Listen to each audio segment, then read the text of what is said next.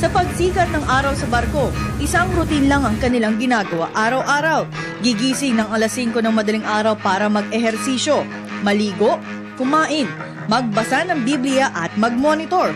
Kasi ako, concerned ako sa health ng tropa kasi mahirap evacuation dito.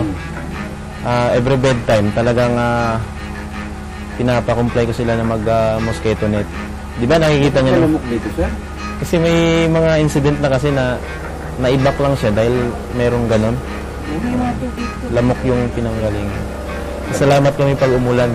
Kagaya nakarang gabi, na-conserve kami ng ilang galon. So pwede kami maligo ng rainwater. Pero pag wala, dagat talaga. Dagat, tapos ng isang water discipline pa rin talaga.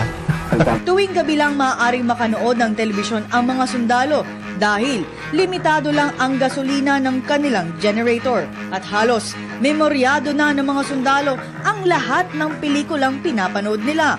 At upang malimutan ng lungkot, ay gumawa pa ng isang KTV bar ang mga kawal.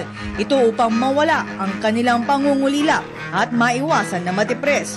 Mula umaga hanggang gabi, mga delata lamang ang kanilang pagkain. Pero hindi ito ang pangunahing misyon ng mga kawal. Ang kanilang misyon ay bantayan ang ating teritoryo.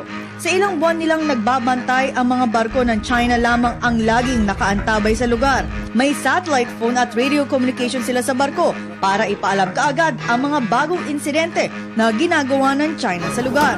May ilang mangingisda rin silang nakakasalamuha mula sa Vietnam at maging ang ating mga Pilipinong mangingisda na madalas na nagbibigay ng isda para sa kanila. Ang ilan ay kinailangan makisilong sa barko dahil sa sama ng panahon. At para mawala ang pangungulila ng mga mangingisda, pinapayagan ng mga sundalo na makinood sila sa mga pelikulang kanilang pinapanood.